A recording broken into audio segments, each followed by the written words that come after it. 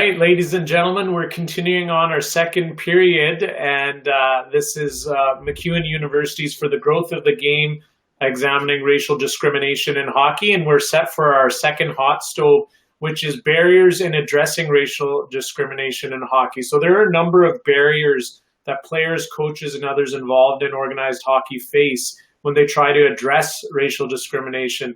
And in this panel, we're going to highlight some of those barriers and hopefully also highlight some of the ways to break them down. So joining us today, Erica Ayala, who is a journalist, New York-based multimedia journalist, and her writing has appeared in the New York Times, Sports Illustrated, and The Athletic. She also serves as an analyst and a rinkside reporter for the NWHL, and is the creator of a YouTube series called Social Justice in Women's Sport. Thank you, Erica, for joining us. And I just want to confirm Mo Hisham, there he's coming up, I think, here soon as well. And Mo Hisham is the executive director and founder of Hockey for Youth. And he started the charity as a way to foster social inclusion for newcomers and high priority youth through free ice hockey and off ice learning. Thank you, Erica and Mo, for joining us today. And, you know, from some of the discussions that we've already been having during the summit today, a lot of barriers have been brought up. And so, Erica, I'll start with you. From your experience and observation, what are the biggest barriers to addressing racism in hockey? Well, first of all, thank you and everyone else who put this event together for having me, for having us, and for having this discussion. And I'll use that to transition to my answer. The biggest barrier to talking about racism in hockey is that we don't talk about racism in society. And so hockey, not like any other subsection of culture, of society, of entertainment, tends to go the way and to prioritize things that we collectively prioritize. And whether we're talking about the United States, Canada, North America, or globally, there are a lot of misunderstandings when it comes to having conversations, having real conversations about race and racism. It's interesting when you, I just want to also confirm here, I'm not sure if I've seen Mo Hisham on, but if someone can give me confirmation about that, that would be great. But I'll continue on with you, Erica. In terms of, we've also seen some of the players and people involved in hockey share some of their experiences today. And we've seen how when they were going through these experiences of racism, they didn't feel comfortable bringing them up with anybody, with a coach or with a league authority. Do you feel that is a big time barrier that hockey faces? I do. I was actually listening in to Dr. Sito, who spoke right before us, excuse me. And I remember going to Queen's University, and there was a young man there who I had never met before, especially because it was my first trip to Canada, but I had never met before, and came up to me and wanted to talk to me about his experiences. And I asked him, do you feel that you can share this with anyone else? And immediately I saw almost like this look of sadness over his face, because the answer was no. For whatever reason, in that very first meeting, I was the person that this young man confided in.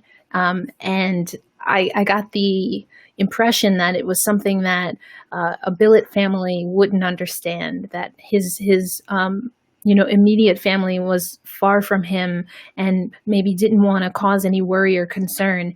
And, again, here I am from another country meeting for the first time. And so what that told me is that there aren't spaces in the hockey community yet that are overwhelmingly welcoming, that are understanding.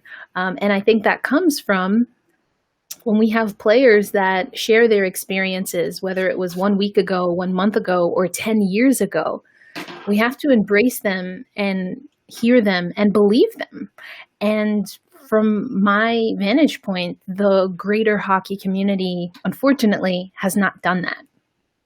Mo, I'm being told that others can see you, and my apologies, I can't see you on my screen for some reason, so I wasn't sure if you were in the room yet, but welcome. And so let me pose the first question to you as well. I'd be interested to know, since you're working with youth and newcomers to North America, from your experience, what are the biggest barriers to addressing the problem of racism in hockey? Yeah, so first of all, thank you for having me. Thank you to Irfan and MacEwan University. And Harnarayan, I want to thank you because you actually taught me a lesson today, something that my wife has been telling me for a long time. My real name is Moisin, but I've often dumbed it down for people, and I've always said, no, I'm comfortable with Mo, even though that's not my actual name. So thank you for teaching me that lesson today and for reinforcing that I should be going by Moisin. So, but to answer your question, here's the thing with hockey. We talk about it being ingrained in Canadian culture, right? But we often forget about who's being left out. There's a great report that was conducted by the Institute of Canadian Citizenship back in 2015. And it basically, in it, they state that 71% of newcomers express an interest in playing hockey, but only 1% will have an opportunity to do so. And why is that? Right? Why does that gap exist? And so the organization that I started is essentially trying to remove those barriers that exist. And so when I think about the kids that I started working with back in 2015, some of whom had just arrived from Syria, what's the natural entry point for them into the game that we claim to be Canada's national pastime? There actually is no natural entry point for teenagers, and that's who we work with. We work with kids between the ages or between the grades of 7 and 12, and there is no natural barrier or there's no natural entry point for them to enter the game. And so what we're trying to do is we're trying to remove those barriers. We're trying to get those kids of color into the sport that we want them to experience. And further to that, the other barriers that exist, like financial barriers. It costs about $4,000 a year to put one kid into hockey. So if you're new to the country and your parents are struggling to find a job and maybe English is a challenge for you and your family, you're not going to put $4,000 into hockey. You're going to use that towards rent and food.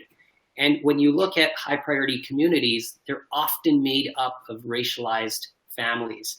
And so, you know, the barriers are multiple when it comes to the game of hockey, and we're just trying to do everything we can to remove those.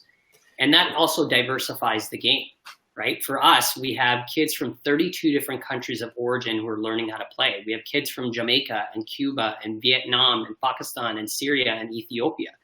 And they're all playing together, and girls and boys. So, you know, there's so many barriers, and we're just trying to do our best to remove them and make the game more inclusive and make it fun.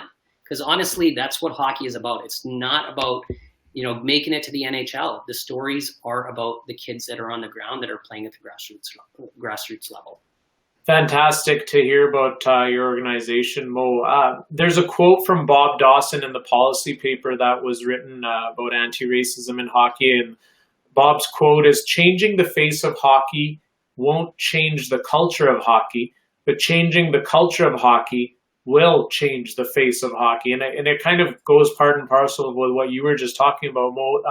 I'll let you, Erica, tell us, how does that quote resonate with you?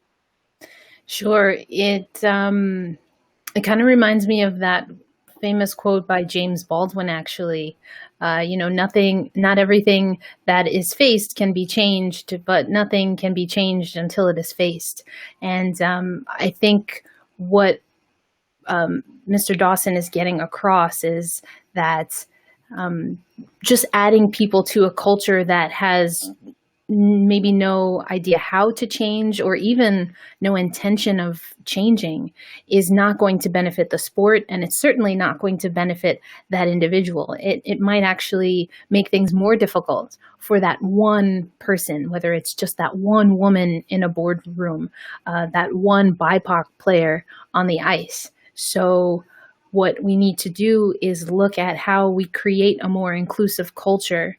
And if you think of national teams, if you add more BIPOC players to a national team, While that is a form of representation, we have to also think about how we support those athletes so that they can be successful. We have to think about and take care with how we tell their origin stories, if we tell them at all.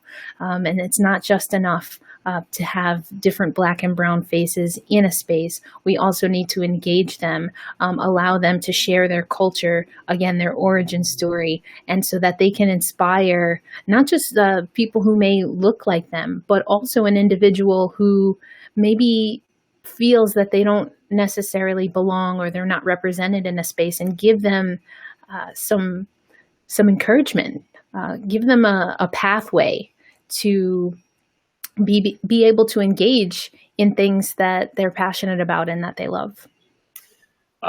Mo, we saw a number of leagues, players, and fans speak out about racial discrimination. It's an unprecedented year in 2020, and I know for me personally, it feels like we finally have the ear of the world to talk about this, and it's becoming more of a common topic. And that's something that Erica said at the very beginning, that we have these issues because we don't talk about it, but we're finally here where we seem to be talking about it more and more, which is great. So what are your thoughts on what do you think is missing from these conversations? What more can be done? Everybody's talking about it now, but in terms of leagues, players, fans, what do you think needs to be done?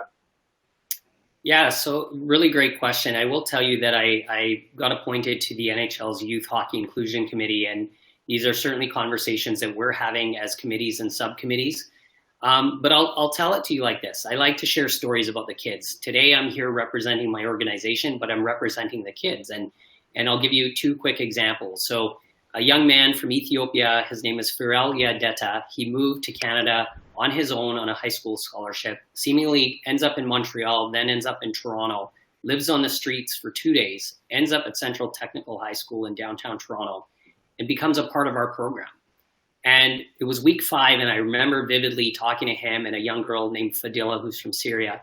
And Farrell said, I never thought I would be part of a sports team. And so we started to unpack that. Now, this is a young man who's living on his own in Toronto, trying to find his way. And fast forward a year later, he's the goalie of his high school hockey team that we've created, right? Our Hockey for Youth hockey team. And so he's not only the goalie, but he then also starts doing interviews. We had some media there, and so he's talking to the media and he's sharing his story. Fast forward into 2020, in early 2020, we had launched our first 2 girls-only programs in Ottawa. And who was there beside me but Farrell? He had graduated high school, started out at Algonquin in Ottawa, and I started to bring him to meetings with me. He ends up getting a part-time job with the city of Ottawa, and then, of course, the pandemic hit. So that's the kind of stories, those are the kind of things that we talk about when we talk about making the game inclusive. It's about them being able to share their stories. And I'll give you another story that happened more recently. We have a young girl from Jamaica named Brittany Morrison, and she moved to Canada in late 2017, starts with us in January of 2018. Fast forward a year and a half, she's skating with Mitch Marner and Nazem Kadri and Laura Stacey at Mitch Marner's event. And then fast forward most recently, we got a call from CBC The National. They were doing a story on Quinton Byfield, and they said, do you have any kids that would want to talk about the importance of Quinton being drafted at number 2 and becoming the highest Black player to be drafted? And I thought about it. I'm like, I don't know if any of my kids are going to know who Quinton is. I don't know if any of them watch the NHL. But I took a shot and I said, yep, we'll find you 2 kids. Who's one of the kids we found? Brittany. And she went on air on national television and spoke so eloquently about, if this is the society that we're talking about living in, then Quinton being drafted number 2 overall means a lot. It means that the game is going to start to open up. It means that people like me are going to start to watch the game and maybe consume the game. But from a societal level, if we talk about living in the most diverse city in North America, but our game doesn't reflect it and we consider it Canada's game, then that's a problem. And so I think more stories about kids that we're working with and other great organizations that are out there, those are the stories that we need to start sharing. And that's the way that things are going to open up. That's a great story you shared about Brittany and her perspective. Erica, do you want to jump in on here? You know, we're having more of these conversations, like you said, that we need to be having. Is there anything missing? Is there anything more that we should be doing right now? Well, I love that Dr. Cito mentioned Black Girl Hockey Club and the Get Uncomfortable campaign, because that is something I'd like to see more of. I think we see a lot of athletes taking on what was very controversial when it was Colin Kaepernick and a handful of WNBA players doing, which was taking a knee. Megan Rapinoe, then from the U.S. Women's National Soccer or football team, also did so. But now that's become more commonplace. And for me, I wonder if people are remembering the interviews that Colin Kaepernick gave about sitting and then kneeling when they choose to kneel. Because what I feel is missing is that narrative, the history of, we'll just talk about North America for now, but again, the global history of racism, of white supremacy, of imperialism, of all of those things that created that moment. So I would like to see more of that. I think that we see these gestures, whether they are intentionally performative or not, whether they are meant to say, hey, look, we did something, now let's settle down and not talk about racism anymore, or not. I think they have that effect, that calming kind of effect, and we get lulled back into the normal pace of not talking in any detail or substance about racism. So I hope that more people follow the lead of Black Girl Hockey Club, of Dr. Cito and this amazing policy paper, and others who are really doing the work. And I would add, it's not always about asking BIPOC players, people, media to recount the racism that they've experienced. Most of us, if we're adults, if we're in media spaces, we've told those stories. So I would like people to meet us where we want to go. We don't want to continue to rehash the past for the purposes of clickbait or for controversial takes. We tell those stories for the people who experience that today, and we tell those stories so that we can eliminate those experiences for tomorrow. Yeah, you touched on that theme that we've been talking about in the first period of this hockey summit, which was that, hopefully this is not just a moment, that it's a movement. And then you touched on that theme. There's a question that has come in terms of players with disabilities. And so Jennifer Southall has a question about the lack of support or willingness to include disabled youth. Mo, can you touch on that? And they're wondering if it has to do with the internalized ableism within minority communities as well. It's not something that, comes top of mind, I know, for minority communities, that a person with a disability would be able to participate. What are your thoughts on that?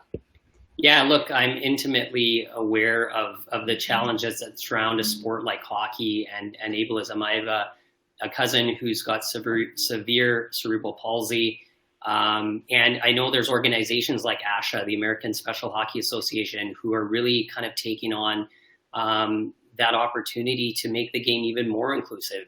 And, that's important, because at the end of the day, when we talk about hockey, and Erica touched on it, right? You have to meet people where they're at. And hockey does not do a good job of that, right? A lot of the conversations will center around the NHL. We haven't even touched on the PWPHA, right? And professional women's hockey. So there's gender barriers that exist. There's cultural barriers. I have young girls that are playing on the ice that wear hijab. And we encourage them, wear your hijab and come out onto the ice. You are welcome here. So when we talk about, kids who are disabled, again, the barriers to getting them onto the ice are astronomical. But there are solutions out there, and we just really have to start being intentional about ensuring that these organizations are getting the support that they need. And that means more corporate support. It means more support from the NHL. It means more support from players. Let's get down into the grassroots level and start helping these organizations so that they can do the work. I mean, kids want to play this game. If they're able-bodied or they're disabled or there are other barriers, transgender, LGBTQ, women, I mean, girls are dropping out of sport at the age of 14 at twice the rate of boys. That has an impact on society, right? We know statistically from the data we've collected that 81% of our kids feel socially included when they play in our program. We know that 91% of them feel better about their social and mental health. And I'm unpacking a lot here and I'm rambling because I've gotten more comfortable. But look, all of these things are important, right? If we want to make the game inclusive, then meet us where we're at. You know, don't call me and say, hey, we want to get 25 of your kids on a Zoom call. I don't even know if some of my kids have internet. Meet us where we're at. You know, we will help bring the traditional hockey community to the new community. We can bridge that gap. And we always say the only barrier should be the boards. And I firmly believe that. That's well put, and you see the Heroes hockey jersey behind me, and I would be remiss if I didn't mention their Superheroes program that just began, a year or two ago, and that program is for autistic and children with Down syndrome, and to see them on the ice and the impact it has on them and their families, it's been tremendous. So, Erica, I want to ask you in terms of the effect that racism has on hockey players. What are the implications on players who experience racism, and what does it do to their future development? Well, again, I would definitely point to some hockey players that have spoken about this. Of course, Akeem Aliu has spoken about this. I think of Sarah Nurse being, biracial, has spoken about this. What I will say is I played a sport that in a lot of ways the makeup is similar, that being softball, where as a Black Latina, there weren't a lot of people that had the concerns that I did when it came to, washing my hair during tournaments or the type of sunblock that I would use. So there are microaggressions that young people are learning at an early age that they're different. Being asked if I wore different types of Band-Aids when I had a cut. And these are very confusing things to try to unpack when all you want to do is play. So there's that aspect and element of it. And then there's the element of, and again, speaking mostly from my experience and then what I've heard from hockey players now being on the journalism side, it's an additional weight to carry. And we in the world have talked a lot about coronavirus and the additional weight that we carry emotionally because physically at any point in time we could be impacted. Well, if people can understand that, going to a movie theater, to work, to school, to the supermarket, and touching something and immediately being impacted with something that can wreck your entire immune system and can be deadly. That is as close to how I could describe the fear, the weight of constantly knowing that you can be and fall victim of racism. For me, of sexism.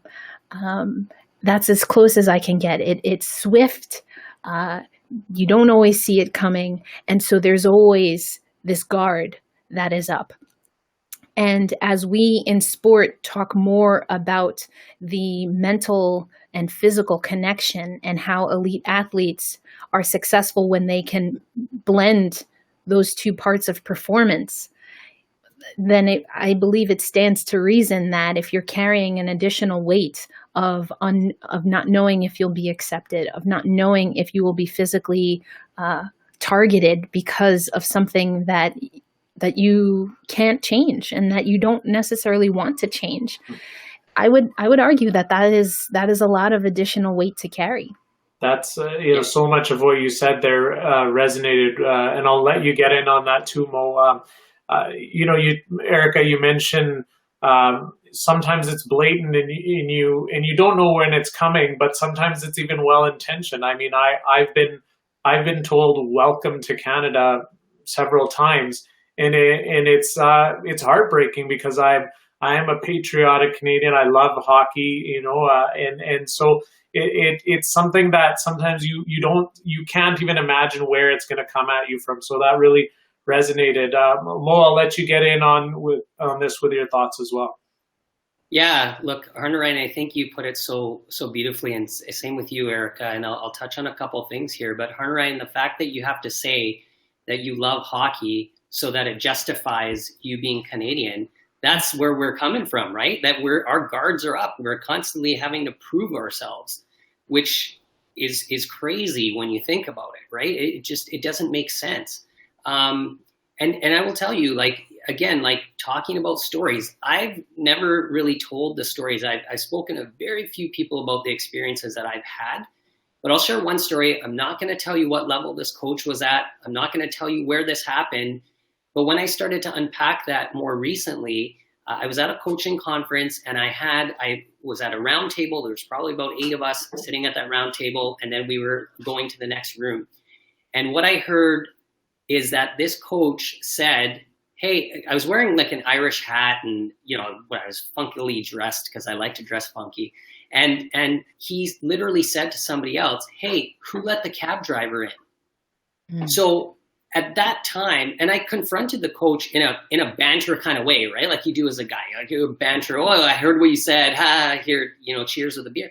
But as you start to unpack that, and you start to understand the microaggression, the macroaggression, and where that person was coming from, and what made them feel that they could say that when I don't have an intimate relationship with that person, then you start to question who you are, mm-hmm. what you're doing there. It shoots away at your confidence and your ability to be the most successful person that you can be. And I think about the questions that I've been asked by media, like, oh, isn't it going to be awesome when one of the Hockey for Youth kid makes it to the NHL? I said, actually, I don't think any of my kids are going to make it to the NHL. And it's not because they're not good hockey players, but that's not why we exist. I actually say that, hey, I want the next kid to be the next Erica Ayala, or the next Ryan Singh, or the next Kim Davis. I want them to be in front offices. I want them to be working in communications and marketing and player operations, and maybe they're on the physical therapy team. Those are the kinds of things that are going to make changes, right? And those are the kind of experiences that we're trying to bring to our kids. And we do that through off-ice learning. Like, we're not just hockey, but we're doing technology learning, entrepreneurship, arts, community giving, and healthy active living, because we're trying to make sure that these kids have a pathway to feel comfortable in society. And we're just using hockey as that tool, that vehicle, to bring them along. And I always tell them, once you're a hockey player, you will always be a hockey player. And I hope I'm right about that. I hope that the Syrian girls and the Afghani girls who wear hijab can walk into Canlan Arena and go and play adult hockey on a Tuesday night. That's what I hope for. And that's why we're doing what we're doing. That's fantastic. I really appreciate your answer and your perspective. That media question about Hockey for Youth players getting into the NHL, that answer was really motivational, and it's beautiful. That is going to make progress. Well, Erica and Mo, I really want to say thank you for your time. This was a great session, a great hot stove. We're about ready to take our second intermission.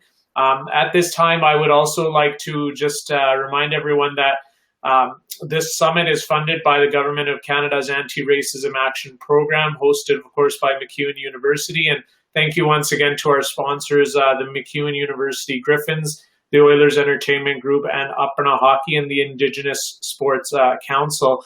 I am signing off. There are going to be 2 breakout sessions that are an hour each, and that's really where we'll be able to kind of engage and communicate with one another and ask questions and have a conversation with all of the audience, with all of the participants. So to access those breakout sessions after our next intermission, please return to the agenda screen and select the breakout session that you chose during registration. And those 2 breakout sessions are, number 1, Roots of Our Game, connecting with the past to imagine the future of hockey. And then the second one is Unconscious Bias and its impact on sports. Thank you so much to Irfan Chaudhry and MacEwan University for inviting me to speak and be the host for this event. It was It was a memorable event. Thank you, everyone, for your time. Enjoy the breakout sessions. Once again, Erica and Mo, thanks for your time. And enjoy this little 10-15-minute intermission, and we'll get started with the breakout sessions after this. Thanks, everyone. Gracias. Adios. Thank you.